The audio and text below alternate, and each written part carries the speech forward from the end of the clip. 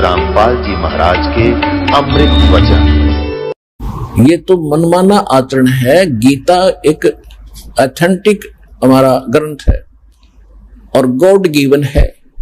इसे हटकर जो पुराण है वो अपने यानी वो भगवान के दिए नहीं है। वो तो एक ऋषि महर्षियों ने जैसा भगवान समझा उन्होंने अपना अनुभव और जिन मंत्रों का उन्होंने जाप किया उसका वर्णन दे रखा है। अगर वो वेदों और गीता और भगवान के उस सूक्ष्म वेद से मेल नहीं खाते हैं तो व्यर्थ है। वो है शास्त्र विधि त्याग कर मनमाना आचरण। श्रीमद् भगवत गीता अध्याय नंबर 16 के श्लोक 23 और 24 में स्पष्ट किया है कि शास्त्र विधि को त्याग कर जो मनमाने जाप करते हैं, मनमाना आचरण करते हैं भक्ति का, उनको न तो कोई सुख होता है, न उनको कोई गति होती है उनकी, और न ही उनको कोई सिद्धि प्राप्त होती है। और इन तीन चीजों के लिए हम भक्ति परमात्मा की किया करते हैं। इसी फिर लास्ट में ये फाइनल कर दिया है 24वें श्लोक में 16वें अध्याय के, इससे तेरे लिए अर्जुन कर्तव्य और अकर्तव्य की अवस्था में जो करने चाहिए भक्ति कर्म और जो ना करने चाहिए सदग्रंथ ही प्रमाण है। इनके अतिरिक्त किसी में और पे विश्वास मत करना, किसी दंत कथा। और पुण्यात्मा कबीर परमेश्वर जी ने गुरु के लक्षण बताए हैं, सतगुरु के। अभी कबीर सागर में आपको दिखाएंगे, पहले वर्बली बताता हूं। जीव धर्म बोध के अंदर परमात्मा ने लिखा है कि गुरु के लक्षण 4 बखाना। जो गुरु होगा उसमें 4 गुण होंगे जो मेरे द्वारा भेजा हुआ जो मेरा दास होगा उसके विशेष गुण ये होंगे। गुरु के लक्षण 4 बखाना यानी 4 गुण बताता हूं। प्रथम वेद शास्त्र को ज्ञाना, उसके पास वेद सदग्रंथों का कंप्लीट ज्ञान होगा। और दूसरे हरि भक्ति मन कर्म वाणी, यानी वो केवल वक्ता जिज्ञासु नहीं होगा, वो भक्ति खुद भी करेगा और सारे संसार से भी भक्ति कराएगा।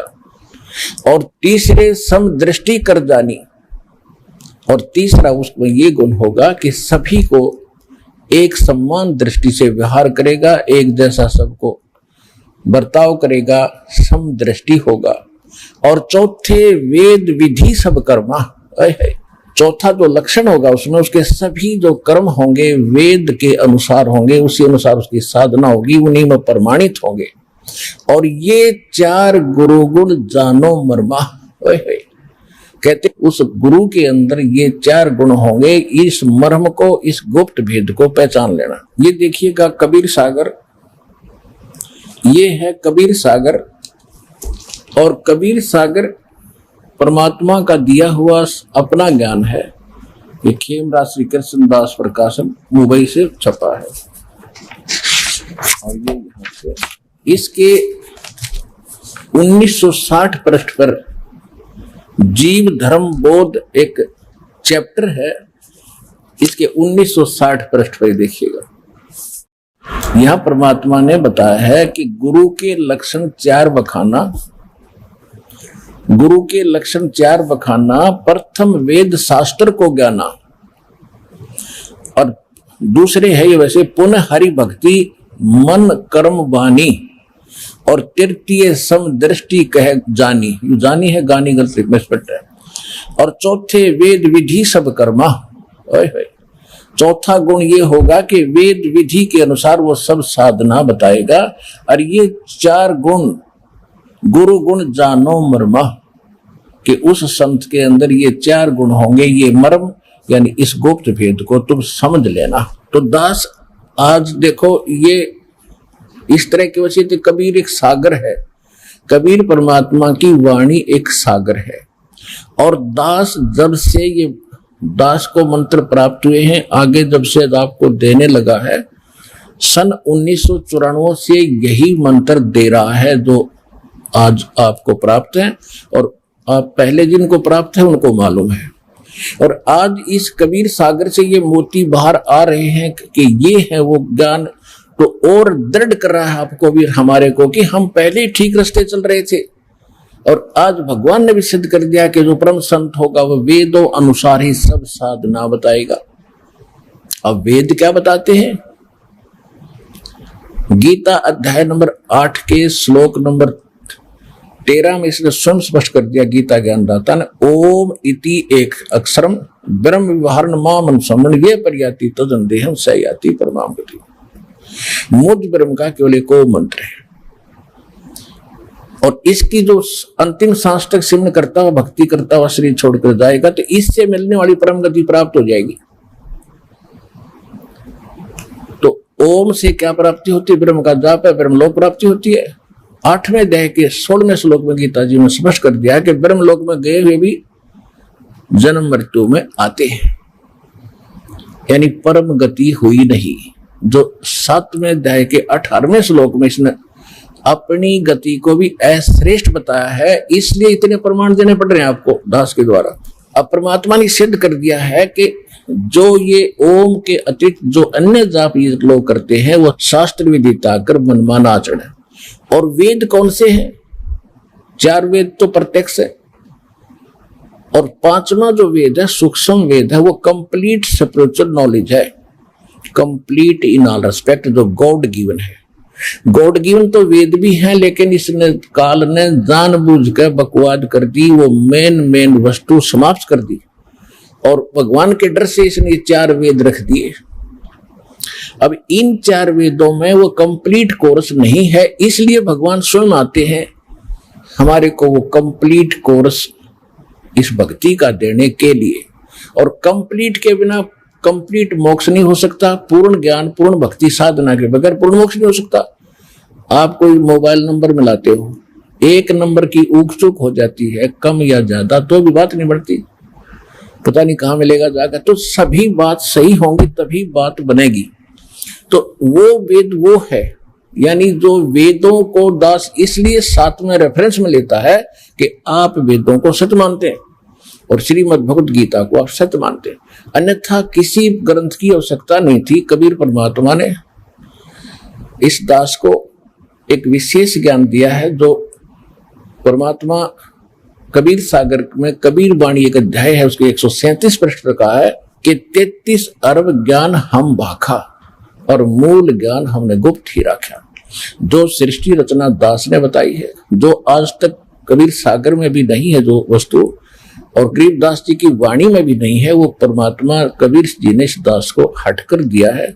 वो कहते हैं वो गुप्त हमने अब भी रखा हुआ था, वो ज्ञान भी इस दास को प्राप्त है जो परमात्मा ने 33 अरब वाणी बोलकर भी गुप्त रखा हुआ था। ये समझ लेना कि इस वेद से हटकर, कबीर सागर से भी हटकर जो कंप्लीट ज्ञान है वो सूक्ष्म वेद है, जो अब दास ने उसकी पुस्तक बनाकर सूक्ष्म वेद की आपको पेश की है। वो सूक्ष्म वेद कंप्लीट है। तो वेद विधि सब कर्मा, उसके सभी कर्म भक्ति के वेद अनुसार होंगे। तो वेद 4 वेद तो आप जानते हो, 4 वेदों में ओम के अतिरिक्त कोई नाम में नहीं।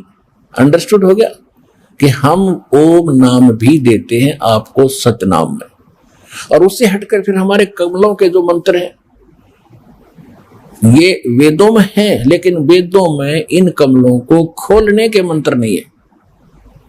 अब ज्ञान हर चाबी नहीं कि हमारे इस कमरे में 20 लाख रुपए रखे और चाबी है नहीं, जिसके पास चाबी है वो ला कर देगा, खोल दे, ले भाई निकाल लो अपने बरतो, 4 पैसे आपके। तो ये चाबी परमात्मा ने आकर दी है इस दास को, मिली सार शब्द की ताली। बाकी सब महापुरुषों को पता था, ज्ञान था, लेकिन उनको आदेश नहीं था, उनके पास चाबी नहीं दी दाता ने, और गुप्त रखा कि अभी छेड़ना नहीं, फिर खोलेंगे इसको।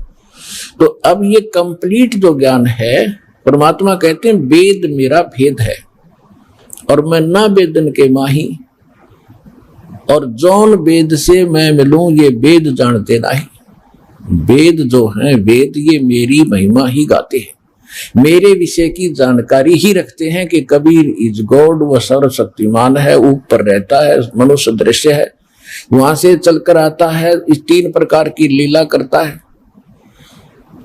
प्रत्येक युग में शिशु रूप धारण करता है, उस समय कुंवारी गायों के दूध से उसकी परवरिश की लीला होती है। तीसरी प्रकार का जो लीला करता है, कभी भी कहीं भी आकर के किसी महापुरुष को साधु संत रूप में मिलता है, अच्छी आत्माओं को, उनको ज्ञान देता है और उनको अपने से परिचित करा के फिर छोड़ देता है।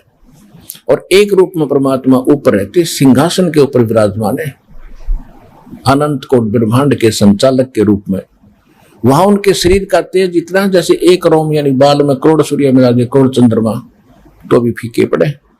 सिर पे मुकुट है दाता का, ऊपर सफेद छत्र है, जैसे राजा लोग बैठा करते, राजाओं ने वहीं से नकल की है। ऋषि ऋषि तो वहां कुछ थोड़ा बहुत ज्ञान था, उसी आधार से इन्होंने यहां नकल की है, बाकी वास्तविक वो कंप्लीट सबका मालिक वो है। तो ऐसे तीन स्थिति से हम सबका वो केयर टेक करता है। एक रूप में ऊपर रहते हैं, दूसरे रूप में प्रत्येक युग में एक शिशु रूप धारण करके आते हैं, कमल के फूल पर विराजमान होते हैं, वहां से निसंतान दंपतियों को उठा ले जाते हैं, फिर धीरे धीरे बड़े होकर के एक अच्छे नागरिक की भूमिका करते हैं। और हमें ये भी याद दिलाते हैं कि अपना काम भी करो, परमात्मा का नाम भी जपो। घर छोड़कर किसी जंगल में बैठने मात्र से भगवान नहीं मिलेगा। भक्ति सत साधना करने से, अपने दैनिक क्रियाक्रम करते हुए भी आप परमात्मा पा सकते हो। तो इस प्रकार परमात्मा कहते हैं, वेद मेरा भेद है, मैं ना वेदन के माही, और जौन वेद से मैं मिलूं वेद जानते नहीं। इन वेदों को हमारे धर्म गुरुओं ने कंठस्थ याद किया और महिमा के पात्र बन गए। वाह जी वाह, चतुर्वेदी कहलाए। वो हो कैसे विद्वान पुरुष ने चारों वेदों को घोट रखा, संस्कृत धारावाहिक बोलते हैं।